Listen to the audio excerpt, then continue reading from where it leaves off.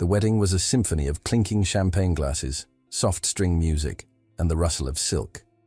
For Clara Evans, it was a cacophony of everything she was not. She felt like a common sparrow that had accidentally flown into a cage of exotic peacocks. The bride, her childhood friend, had insisted she come, but every other guest seemed to view her presence as a clerical error. Her simple, off-the-rack dress, the nicest thing she owned, felt like a costume of inadequacy under the weight of so many judgmental stares. She sat alone at a table near the back, a solitary island in a sea of glittering high society. Whispers drifted toward her like poison darts. "Did you see her dress? It looks like something my maid would wear on her day off. Completely alone. How dreadful." The humiliation was a slow burn, a rising heat in her cheeks.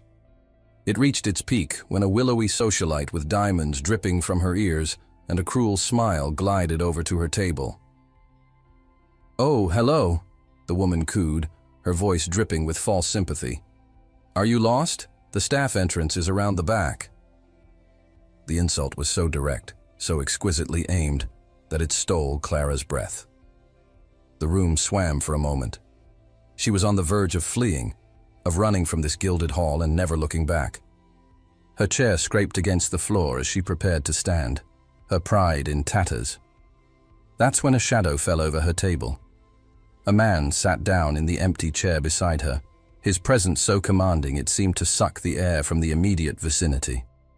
He was impossibly handsome, with sharp, intelligent features, piercing gray eyes, and a suit so perfectly tailored it looked like it had been sculpted onto his athletic frame. He was Dr. Adrian Sterling, the city's most renowned plastic surgeon, a man whose cold perfectionism was as legendary as his billion-dollar fortune. Clara recognized him from the society pages she sometimes glanced at while waiting in line at the grocery store. He ignored the gawking socialite completely. He leaned in close to Clara, his cologne a subtle, intoxicating scent of bergamot and cedar. His voice was a low, conspiratorial whisper, meant only for her. "Pretend you're with me." Clara stared at him, bewildered. "What?" His eyes flickered toward a corner of the room where an older, impeccably dressed woman was steering a young heiress in their direction. "My aunt is about to stage an ambush," he explained, his voice a smooth, cool murmur against her ear. "I need a deterrent. You look like you need a rescue. Help me, and I'll guide you through this shark tank for the rest of the night. Deal?" He was offering her a shield, a way out of her humiliation. Desperate for any escape, she could only nod, her throat too tight to speak. A slow, satisfied smile touched the corner of his lips. "Good girl." With a deliberate, fluid motion, Adrian reached out and placed his hand on the small of her back. It wasn't a gentle touch. It was firm, possessive, a clear and undeniable claim. A jolt, hot and electric, shot through her at the contact. Across the room, conversations faltered. The whispers died. The socialite who had insulted her stared, her mouth agape, before scurrying away. Everyone was watching. Dr. Adrian Sterling had chosen his partner for the evening. The energy between them was instantaneous, a crackling, dangerous current. Clara's heart hammered against her ribs. She had no idea what she had just agreed to, but one thing was certain: the game had begun. If you're enjoying this story, don't forget to like this video and subscribe to the channel so you don't miss the next chapter. And let us know in the comments where you're watching from. 3 days after the wedding, the bell above the door of the Daily Grind, the modest cafe where Clara worked, chimed. The entire place seemed to fall silent. Dr. Adrian Sterling stood in the doorway, his immaculate Brioni suit and commanding presence as out of place as a panther in a petting zoo. The scent of old coffee and baked goods was instantly overpowered by the aura of wealth and power that clung to him. He wasn't here for a latte. His gray eyes scanned the room and landed on her, a predator spotting its prey. He walked directly to the small table she was wiping down, ignoring the stunned stares of the other patrons.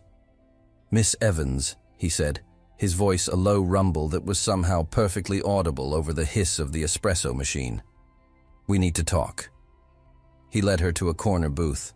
the worn vinyl groaning under his weight. He didn't waste time with pleasantries.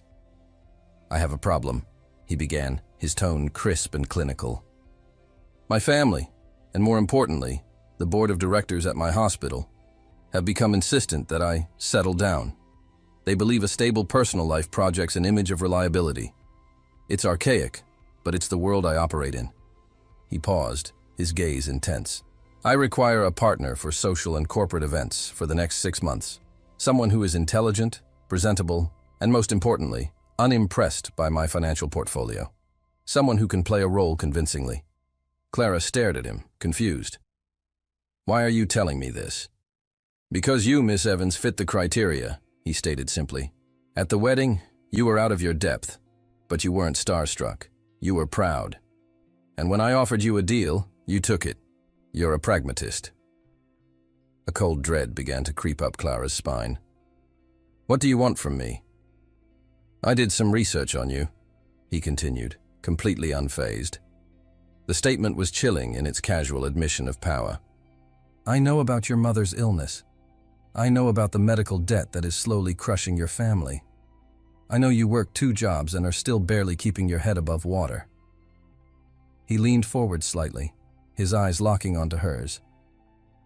"I am offering you a solution, a transaction." He named a figure, a sum so vast it made Clara's head spin. It was enough to change everything. "I will settle every cent of your family's medical debt," he said, his voice even and measured.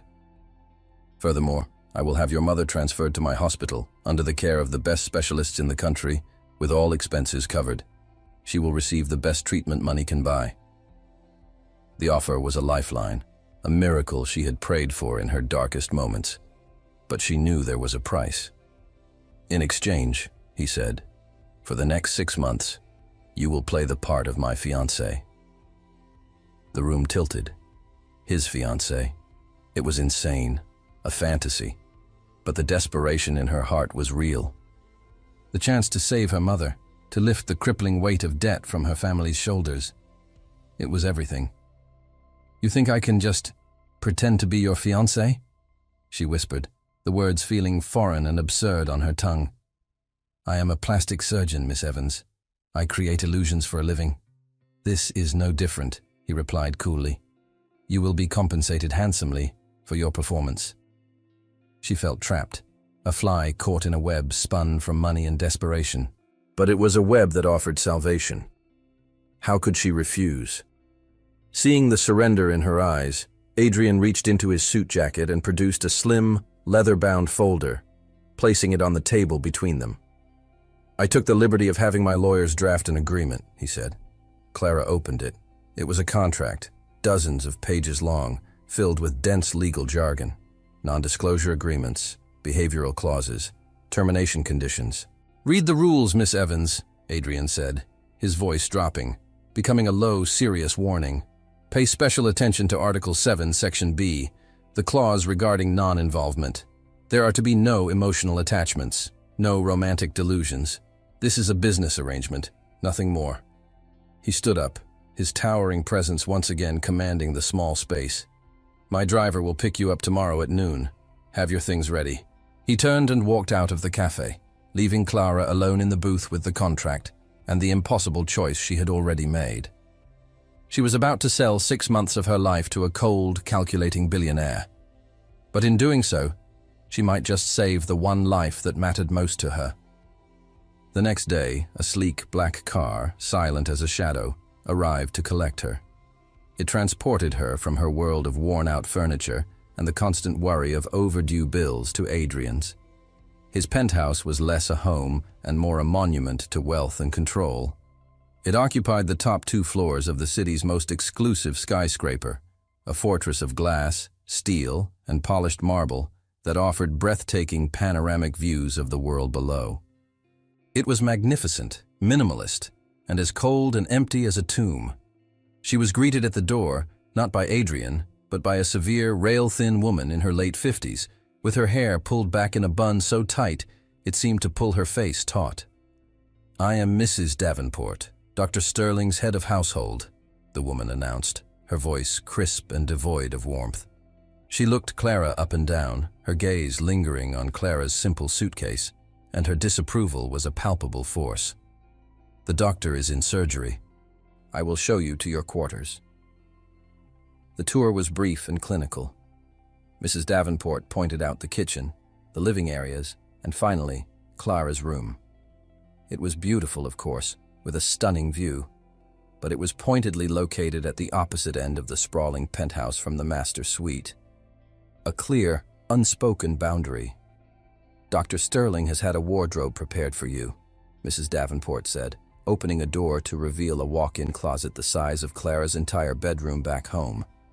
It was filled with designer clothes, shoes, and handbags, all in her size. The sheer volume of it was staggering, a testament to the thoroughness of Adrian's research. "You represent him now," the housekeeper said, her tone echoing Adrian's own words. "You are expected to dress accordingly." Left alone, Clara felt an overwhelming sense of dislocation. She was a ghost, haunting someone else's life. That night, sleep was impossible. The silence of the penthouse was more deafening than the city noise she was used to. Tossing and turning in the ridiculously comfortable bed, she finally gave up. A glass of water was what she needed. She padded barefoot through the dark, silent halls, guided by the ambient glow of the city lights outside. As she entered the kitchen, she froze. He was there. Adrian stood in front of the floor-to-ceiling window, a glass of water in his hand, staring out at the glittering cityscape. He was shirtless.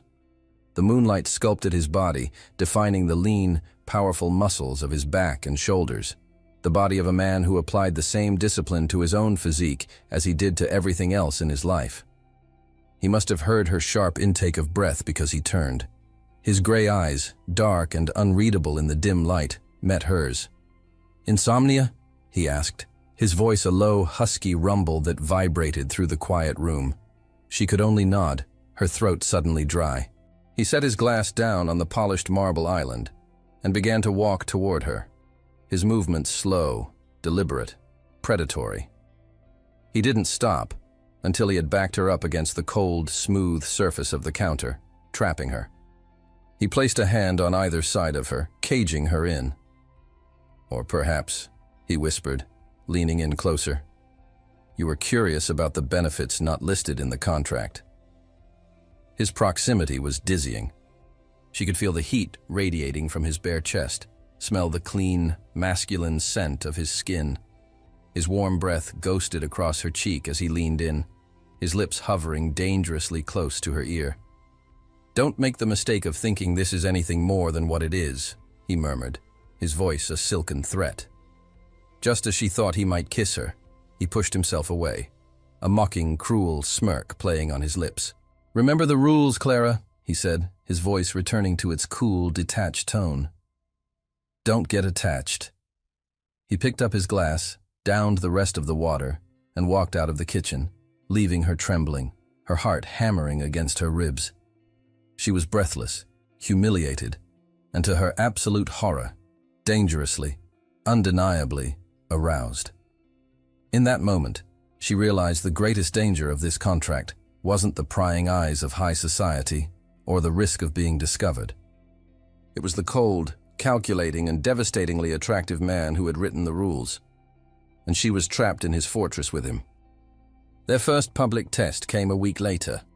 It was the hospital's annual charity ball, the most important social event of the year for the city's medical and philanthropic elite. It was also, Adrian informed her with a casual coldness, the place where his ex-fiancée, Victoria Lancaster, would undoubtedly be in attendance. "Your job tonight is simple," he instructed her as they stood in his cavernous living room, preparing to leave. He adjusted his cufflinks, his eyes meeting hers in the reflection of a large mirror. "You will convince everyone in that room, especially her, that you are the only woman I see." He then led her to the closet he had prepared for her. He bypassed the elegant blacks and sophisticated navies, his hand going directly to a specific gown. It was a show-stopping dress of scarlet silk that clung to every curve before flaring out at the floor. It was bold, provocative, and utterly breathtaking. "This one," he said, his voice leaving no room for argument. When she emerged from the dressing room wearing it, the air in the room changed. Adrian, who had been looking at his watch, went completely still. His eyes, cool and gray, slowly traveled from her face, down the column of her throat, over the lines of the dress, and back up again. The clinical detachment was gone, replaced by something darker, more primal, a flicker of raw, possessive desire. He walked toward her, his movements fluid and silent. He stopped directly in front of her, so close she could feel the heat of his body. He reached out, his fingers brushing her bare shoulder as he adjusted a strap that didn't need adjusting. His touch was like a brand, a spark that sent a shiver down her spine. "Perfect," he whispered, his voice a low, husky growl. "I want everyone to see what's mine tonight." The words were a calculated part of their act, yet they landed with the weight of a possessive truth, blurring the line between performance and reality before the night had even begun. At the ball, Clara felt like she was on a movie set. With Adrian at her side, his hand firmly on her back, the disdainful whispers were replaced by looks of envy and curiosity. He guided her through the crowd, a king showing off his new queen.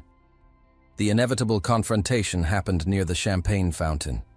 Adrian was pulled into a conversation with the hospital chairman, leaving Clara alone for a moment. A woman with honey blonde hair and a smile as sharp as broken glass glided up to her.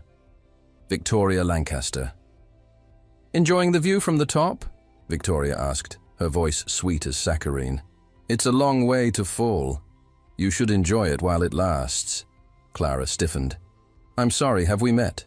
"Oh, we don't need to have met," Victoria said with a venomous little laugh. "I know his type. He loves a project, a shiny new toy. But Adrian gets bored very, very quickly. I should know." Before Clara could formulate a response, an arm wrapped around her waist, pulling her back against a hard, familiar chest. "Victoria," Adrian's voice was a blade of ice. "I don't believe you've been properly introduced to my fiancé." He didn't wait for Victoria's reply. He turned his head and pressed a kiss to Clara's temple, a deliberate, lingering gesture of ownership.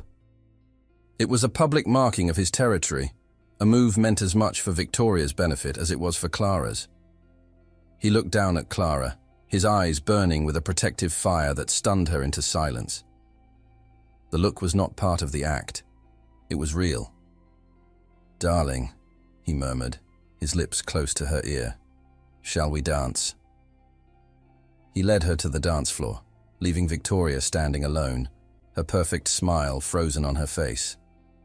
As he pulled Clara into his arms, she was acutely aware of the strength in his hands, the intensity of his gaze, and the shocking, undeniable truth that his feigned protection had felt more real than anything she had experienced all night. The following week, Adrian took her to a high-stakes art auction. It was another battlefield in his world, where power was displayed not through words, but through the casual raising of a numbered paddle. Clara, a former art history student, felt a pang of longing as she looked at the magnificent works on display. It was a life she had dreamed of, now being shown to her as part of a fantasy she was being paid to perform. She found herself captivated by a particular painting, a moody, atmospheric landscape by an emerging artist. She mentioned her admiration for it in a quiet whisper to Adrian. He simply nodded, his expression unreadable. When the painting came up for auction, the bidding was spirited. It quickly escalated between two parties. One was Adrian. The other was a man a few rows ahead of them, a notoriously ruthless real estate developer named Marcus Thorne. He was older, with a lecherous glint in his eye and a reputation for crushing his competitors. The price climbed higher and higher. Just as Adrian was about to place a final winning bid, he paused. He glanced at Clara, then back at Thorne, and with a subtle, almost imperceptible shake of his head, he withdrew. The gavel came down. The painting was sold to Marcus Thorne. Clara was confused and a little disappointed. Later, during a lull in the auction, Thorne approached them, a smug smile on his face. "Dr. Sterling," he said, nodding at Adrian before his eyes landed on Clara, lingering for a moment too long. "A pleasure to see you." He then turned his full, unwelcome attention to Clara. "I couldn't help but notice your admiration for my new acquisition, a woman with exquisite taste." His gaze roamed over her body in a way that made her skin crawl. "Perhaps we could discuss art sometime. In a more private setting." The air grew cold. Adrian, who had been the picture of calm indifference, went rigid. He didn't say a word to Thorne. He didn't even look at him. Instead, he turned to Clara. He placed a hand on the nape of her neck, his fingers tangling in the soft hairs there, and pulled her toward him. And then he kissed her. It wasn't a gentle, romantic kiss. It wasn't the chaste public peck he had given her at the ball. This was a raw, hungry, and deeply possessive kiss. It was a brand, a claim, a silent, furious declaration made in front of a room full of the city's most powerful people. It was a kiss that said, without a single word, "She is mine." The crowded room seemed to fall silent. Clara's mind went blank, all thought obliterated by the shocking, overwhelming sensation of his lips on hers. Her hands came up to clutch at his suit jacket, her body melting against his.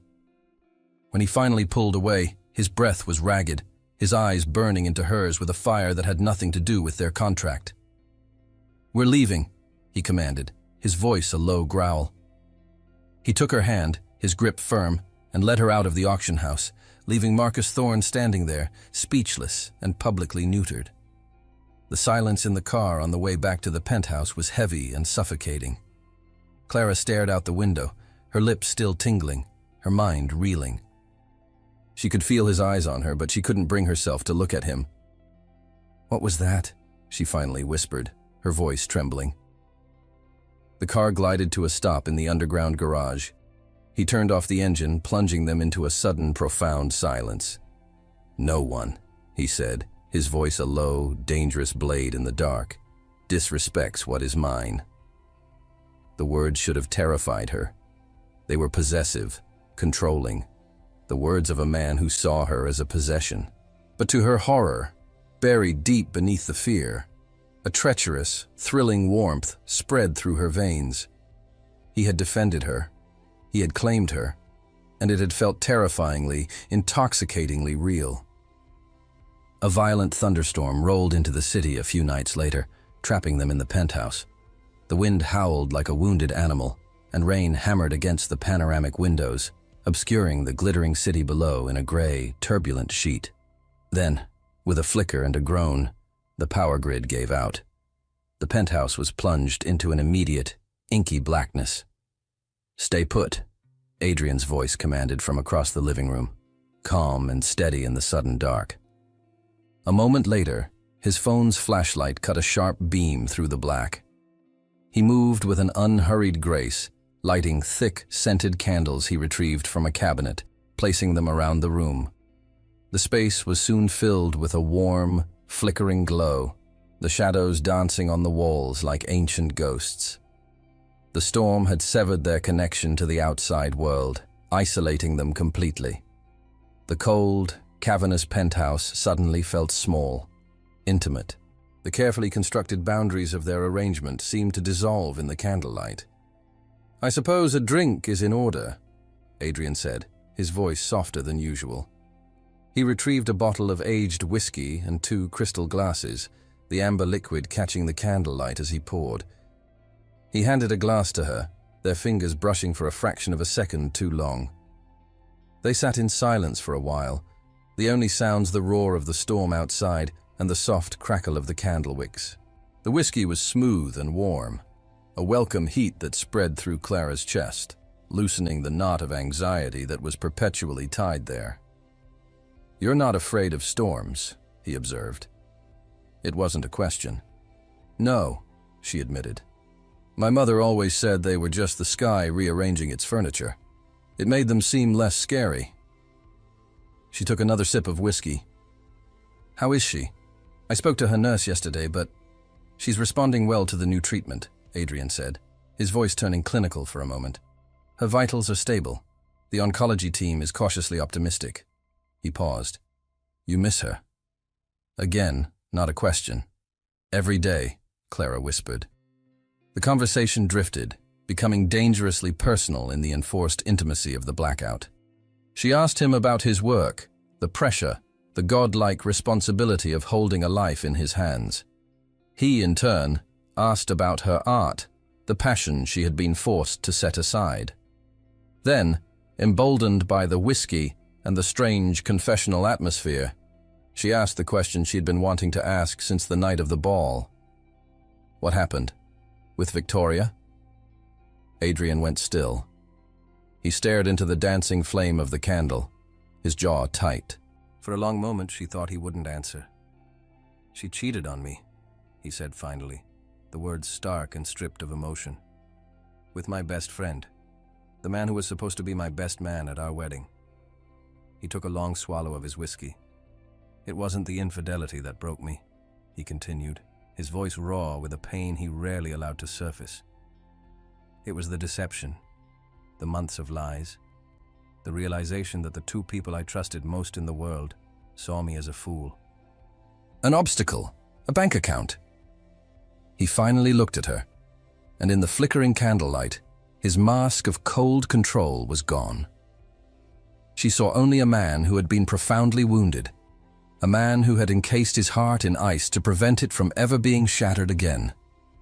"I swore then," he admitted, his voice barely a whisper, "that I would never let anyone get close enough to hurt me again." In that moment, he wasn't Dr. Adrian Sterling, the billionaire surgeon. He was just a man, vulnerable and in pain.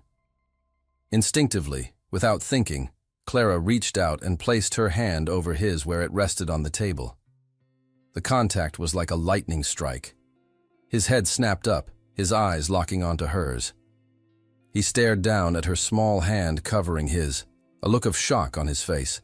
The air grew thick, charged with a sudden, overwhelming electricity. He turned his hand over, his fingers lacing with hers. Slowly, deliberately, he leaned in. There were no games this time, no mockery in his eyes. Only a raw, unguarded need that mirrored her own. The kiss was inevitable, a foregone conclusion written in the tension that had been building between them for weeks. His lips were inches from hers, his breath warm on her skin. A deafening crack of thunder exploded directly overhead, so loud and violent it shook the very foundations of the building. They both jumped, startled, the spell shattering into a million pieces. The moment was broken. Adrian pulled his hand back as if he'd been burned, the mask of cool indifference sliding back into place. He stood up abruptly, turning away from her. "It's late," he said, his voice strained. "You should get some rest." He walked out of the room, leaving her alone in the candlelight, her heart hammering against her ribs. The promise of the kiss, unspoken and unfulfilled, hung in the air between them, more powerful and more dangerous than if it had ever happened. The unspoken kiss from the night of the storm became a ghost that haunted the penthouse. A fragile, awkward truce settled between them. Adrian was more withdrawn than ever, throwing himself into his work with a renewed ferocity, as if trying to outrun the vulnerability he had shown. Clara, in turn, tried to make herself as invisible as possible, her heart aching with the memory of what had almost been. The fragile peace was shattered by a phone call a week later. It was the hospital. Clara's mother had developed a severe post-treatment infection and had been rushed into intensive care. She needed an immediate, high-risk surgical procedure to have any chance of survival. Clara's world imploded. She was a mess of panic and tears when Adrian found her, having been alerted by his staff. He took one look at her terrified face, listened to the frantic explanation, and his entire demeanor shifted. The cold, distant billionaire vanished, replaced by the decisive, commanding surgeon. "She's in the best hands, but I'm going in," he said, his voice leaving no room for argument. "I'll do the surgery myself. Now go to the hospital. I'll meet you there." He was already shrugging off his suit jacket, his mind focused, his purpose absolute. Hours later, Clara was pacing the sterile white floor of the surgical waiting area, a hollowed-out shell of anxiety. She was a wreck, unable to think, unable to breathe. She needed to call her family, but her mother's important legal and insurance documents were back at the penthouse. She remembered her mother mentioning a durable power of attorney, something the hospital administration might need. She called Adrian's personal line, a number he had given her for emergencies, expecting to get his voicemail. He answered on the first ring, his voice calm and steady from the other side of the operating room doors. "Clara, what is it?" "I'm so sorry to bother you," she sobbed, "but I need documents. For my mom. They're at the penthouse. I don't know what to do." "My office," he said without hesitation. "In the wall behind the abstract painting, there's a safe. The code is 1805, the year of the Battle of Trafalgar." A strangely personal detail. "The documents you need for the hospital are in a blue folder. Just take that folder. Do not touch anything else." The line went dead. Armed with the code and a desperate sense of purpose, she took a taxi back to the silent penthouse. Her hands trembled as she swung the painting aside and entered the code. The heavy steel door of the safe swung open. Inside, everything was meticulously organized. Stacks of papers, deeds, a few pieces of jewelry in velvet boxes. And there, just as he'd said, was a simple blue folder. She pulled it out. But as she did, her eyes caught on the folder beneath it. It was thick, black, and unmarked, except for a small typed label on the tab. Her breath caught in her throat. The name on the label was Marcus Thorne. Her mind screamed at her to close the safe, to obey Adrian's command. But she couldn't. Her fingers, acting of their own accord, pulled the folder out. It wasn't a business portfolio. It was a full-blown private investigation file. She sank into Adrian's leather desk chair, her heart pounding, and began to read. The file was a deep dive into the life of the lecherous man from the art auction. It detailed his predatory business practices, listing small, family-owned companies he had systematically driven into bankruptcy before buying their assets for pennies on the dollar. It was a graveyard of ruined dreams. Then she turned a page and saw a name that made her blood run cold. Lancaster Textiles. Victoria's family business. According to the investigator's report, Thorne had orchestrated its downfall a year and a half ago. At the very back of the file, tucked into a sleeve, was a single handwritten note on Adrian's personal stationery.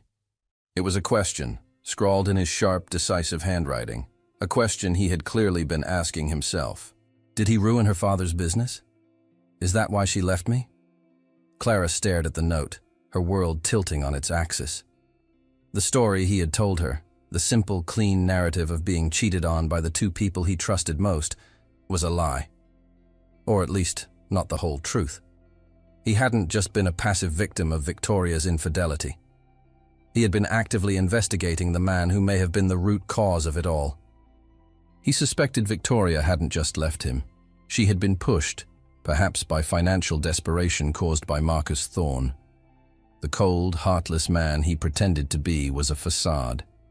Beneath the ice, there was a man who felt guilty, a man who sought to understand, a man who pursued a quiet, hidden form of justice. Who was the real Adrian Sterling? The question echoed in the silent, empty office. She had signed a contract with a man she thought she understood, but she was living with a complete and utter stranger. Clara sat in the sterile silence of the hospital waiting room, the weight of the black folder a tangible presence in her bag. Her mother was out of surgery and stable, resting in a private recovery room. Adrian had done it.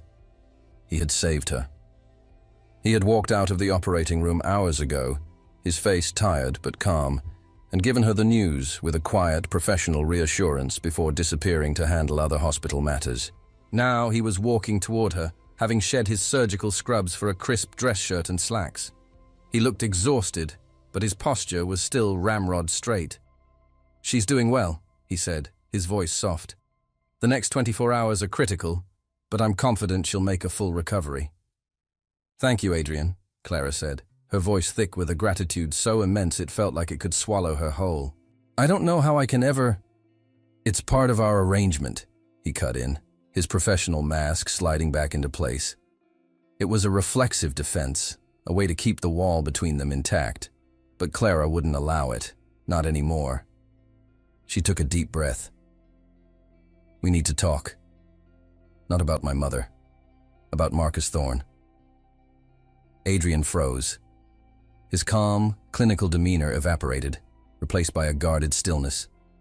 His eyes, which had been soft with fatigue, turned sharp and hard as flint. "You violated my trust," he said, his voice dangerously low. "I gave you one instruction." "You left out a few key details in your story the other night," she countered, her own voice gaining a strength she didn't know she possessed. She pulled the folder from her bag and placed it on the empty chair between them. "You told me Victoria cheated on you. You didn't tell me you suspected she was driven into another man's arms by financial ruin, orchestrated by Thorne. You didn't tell me you were investigating him." She looked him straight in the eye, her gaze unwavering. "You're still trying to protect her, aren't you? Even after all this time. Do you still love her?" The question hung in the air, raw and direct. Adrian stared at the folder, then back at her, a muscle working in his jaw. He looked like a king whose fortress had just been breached. He let out a long, weary sigh, running a hand through his perfectly styled hair, messing it up for the first time she had ever seen. "No," he said, the word heavy with a truth he rarely admitted, even to himself. "I don't love her. Not anymore. But I feel responsible." He finally met her gaze, and the ice in his eyes had melted, revealing a deep well of guilt. "I was obsessed with my work. I was cold, demanding. I saw her family's financial trouble as a nuisance, not a crisis. I thought she left me for my best friend because I wasn't enough. It took me months to realize I hadn't been paying attention, that I had pushed her away long before she ever strayed. I drove her to a point of desperation where another man's comfort and money seemed like a better option. My investigation. It started as a way to confirm my own failures." Clara listened, her heart aching for him. He wasn't a vengeful ex-lover. He was a man punishing himself, carrying a burden of guilt far heavier than she had ever imagined. An idea, bold and reckless, began to form in her mind. An idea born of her gratitude, her newfound understanding of him, and a simmering anger of her own. "You want justice for what he did to her," Clara said, her voice firm and clear. "I want justice for what men like him do to families like mine. The ones they crush without a second thought." She leaned forward, her eyes alight with a fierce, determined fire. "So let's stop circling the truth and do something about it. Let's get him, together." Adrian stared at her, utterly speechless. He was completely taken aback. This quiet, unassuming woman he had hired to be a pretty, silent accessory was now proposing to be his partner in a dangerous battle against a powerful enemy. She wasn't asking for his protection, she was offering her alliance. For the first time, he saw her not as a contract, not as a charity case, not as a complicated woman who made him feel things he didn't want to feel. He saw her as an equal, a warrior. A slow, dangerous smile spread across his face, the first genuine smile she had ever seen from him. It transformed his entire demeanor. "All right, Evans," he said, the name now sounding less like a formal address and more like the name of a respected partner. "Let's go to work." The penthouse transformed from a cold residence into a strategic war room. For the first time, Clara and Adrian were not circling each other as employer and employee, but collaborating as partners. The shift was seismic. They spent hours huddled over the investigation file, piecing together Thorne's patterns, his weaknesses, his ego. The plan they devised was audacious, relying on Thorne's two greatest weaknesses, his greed and his lechery. The trap would be set at a private, high-stakes investment summit Thorne was hosting for a select group of potential clients.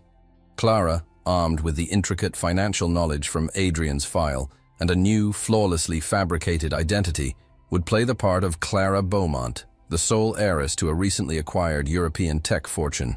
Her goal? To dangle the prospect of a massive 9-figure investment so enticing that Thorne would drop his guard. "He'll be expecting a seasoned investor, not someone like you," Adrian explained, pacing his office. "You're his blind spot, young, beautiful, and supposedly incredibly rich. You are everything his ego wants to conquer." The night of the summit, the tension was a live wire. Clara looked the part, dressed in a sophisticated emerald green gown that screamed old money. But beneath the designer fabric, her heart was hammering. Adrian wouldn't be by her side. He would be watching from a remote surveillance van parked down the street, communicating with her through a nearly invisible earpiece. "You'll be fine," he said, his voice a low murmur as he fitted the earpiece for her. His fingers brushed against her skin, a brief, warm touch that sent a shiver through her. "You're a natural. Just remember the mission." The mission. It felt a world away as she stepped into the lavish hotel ballroom, alone. But as she saw Marcus Thorne holding court, a smug predator in his element, her resolve hardened. She took a deep breath and transformed into Clara Beaumont. She played her role perfectly. She was aloof, intelligent, slightly bored by the display of wealth around her. She let Thorne come to her. When he did, she engaged him in a sharp, knowledgeable conversation about market trends and investment yields, dropping just enough information from Adrian's file to establish her credibility.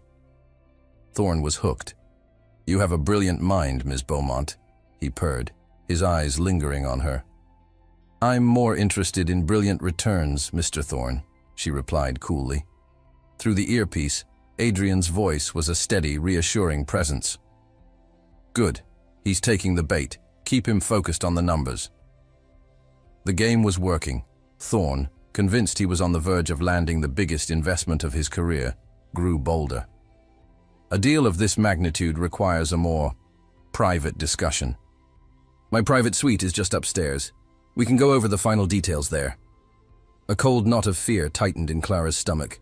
This was the most dangerous part of the plan. "Clara, it's your call."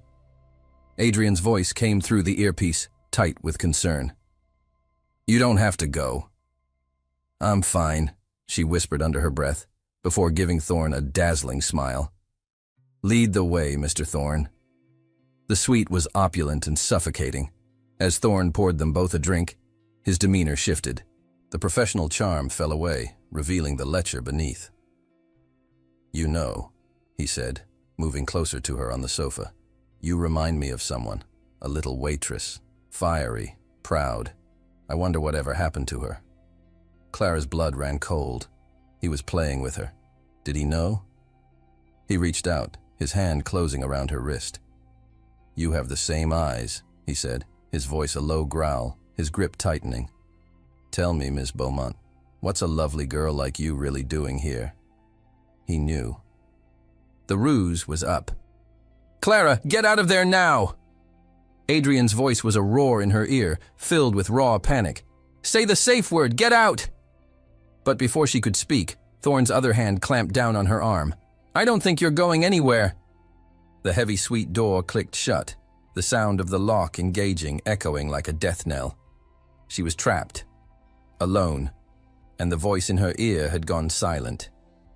The moment the door clicked shut, the calm, strategic Dr. Sterling in the surveillance van vanished, and a primal, furious man took his place. He ripped the headset off, his face a mask of cold rage. He was out of the van and sprinting toward the hotel entrance before his security team could even react. He didn't wait for an elevator, taking the stairs to the penthouse suite two at a time, his mind a roaring tempest of fear and fury. Inside the suite, Thorne's smug smile widened. "Now where were we?" he said, his grip on Clara's arm like a vice. Clara's fear was a cold, hard knot in her stomach, but it was quickly being consumed by a white-hot anger. She was no longer the timid girl from the wedding. She met his gaze, her chin held high. "Let go of me," she said, her voice dangerously steady. "I don't think so," Thorne sneered. "You and your doctor friend have caused me a great deal of trouble." Suddenly, the suite door burst open, splintering off its hinges, as if it had been hit by a battering ram. Adrian stood there, his chest heaving, his eyes burning with a terrifying, murderous light. He was no longer the calm surgeon. He was a predator whose mate was being threatened, and his entire being radiated lethal intent. He didn't rush or shout. He walked into the room, his movements eerily calm, which was far more frightening than any outburst would have been. "Thorn," Adrian said, his voice a low, deadly growl.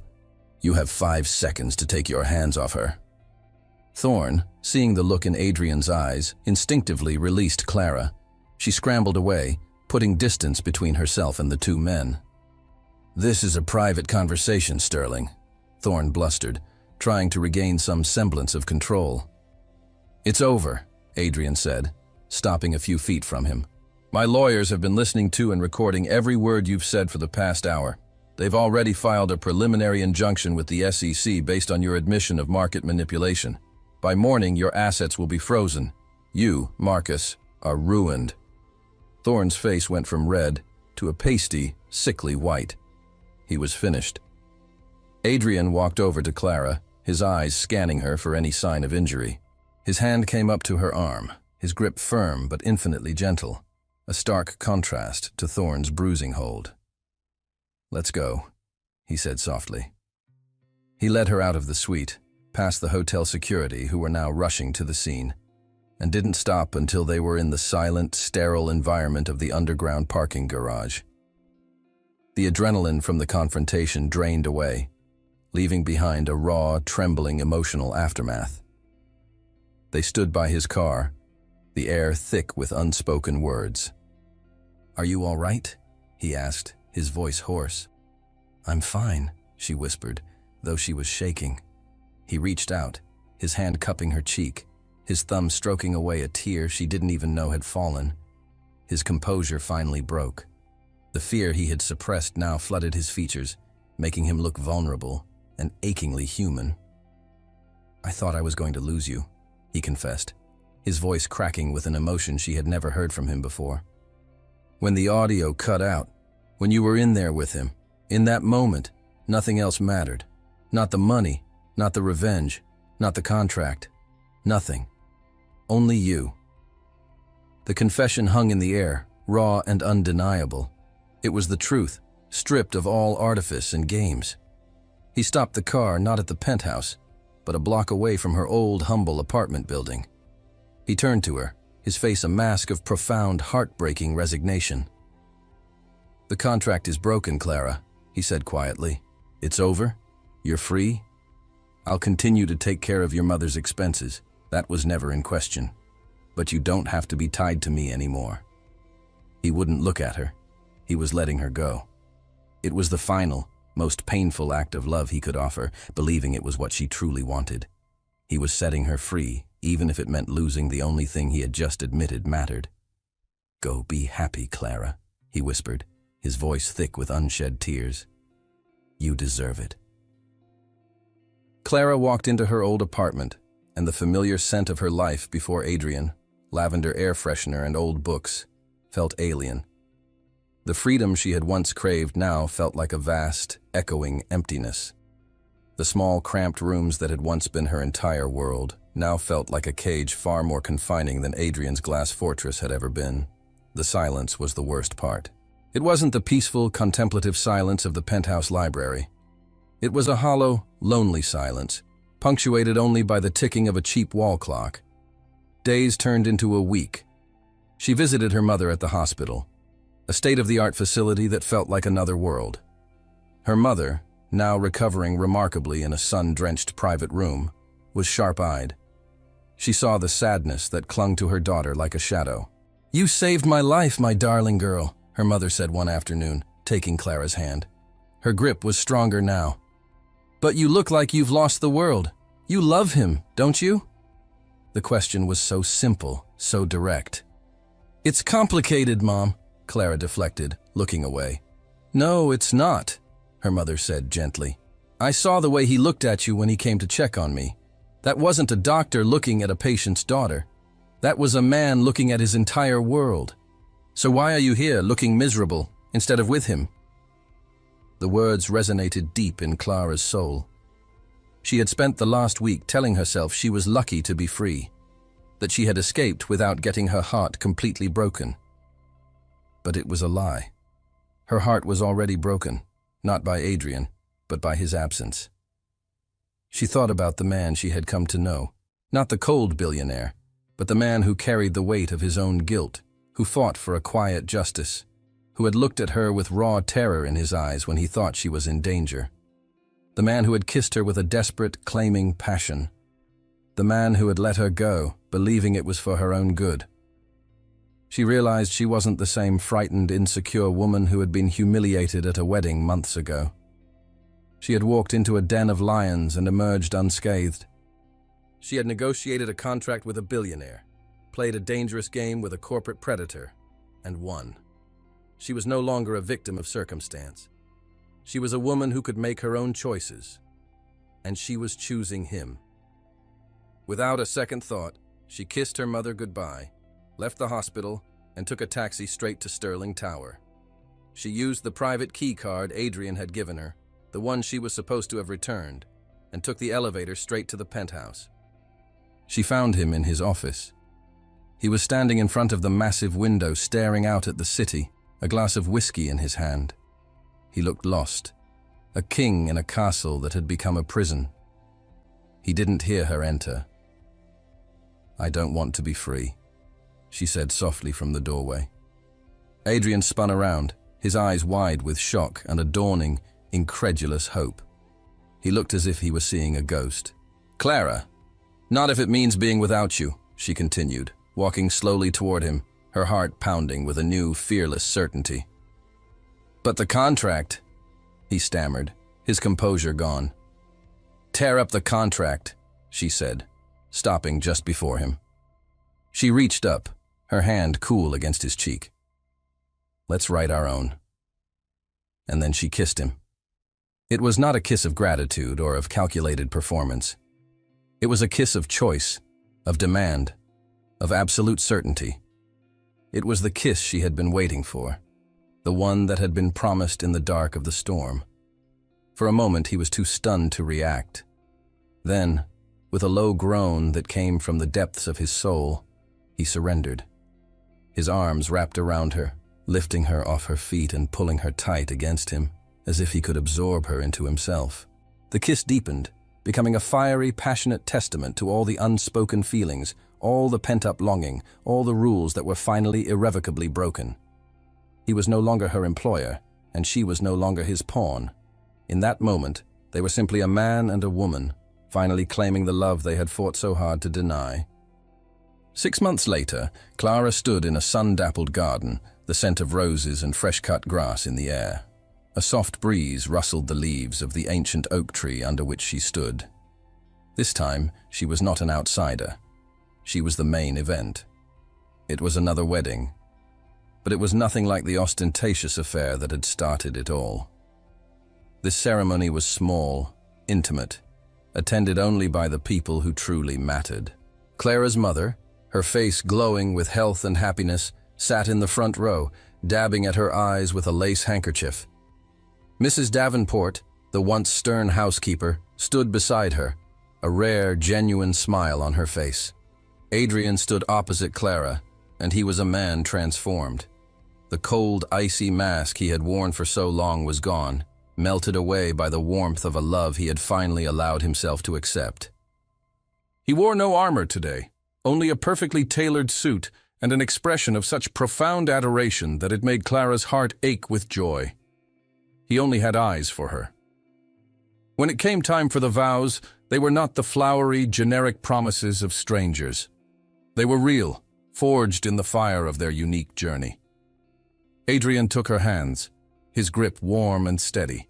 "Clara," he began, his voice thick with an emotion he no longer tried to hide. "I found you when I was lost in a fortress of my own making. I offered you a contract to save myself, a business deal born of cynicism and pride. But in your strength, your grace, and your incredible heart, it was you who saved me. You broke down my walls and taught me that the greatest risk isn't getting hurt, but living a life without letting anyone in. My vow to you is not a clause in a contract. It's a promise for all my days to be worthy of the man you see in me." Tears streamed freely down Clara's face as she began her own vows. "You came into my life like a storm," she said, her voice trembling but clear. "You offered me a deal to save my family, but you ended up giving me a family. You showed me a world I never thought I belonged in. And then you showed me that the only place I truly belong is by your side. I promise to always see the man behind the mask, to challenge you, to love you, and to build a life with you that is anything but pretend. Later, as the sun began to set, casting a golden glow over the garden, they danced their first dance as husband and wife. It was a slow, easy dance, their bodies moving together in perfect sync. There were no prying eyes to perform for, no hidden motives, no games left to play. Adrian pulled her closer, his lips brushing against her ear. He whispered the 4 words that had started it all, but now they were imbued with a new, eternal meaning. "You're with me," he murmured. Clara leaned her head against his chest, her heart full to bursting. She smiled, a radiant, joyful smile that was all her own. "Always," she whispered back.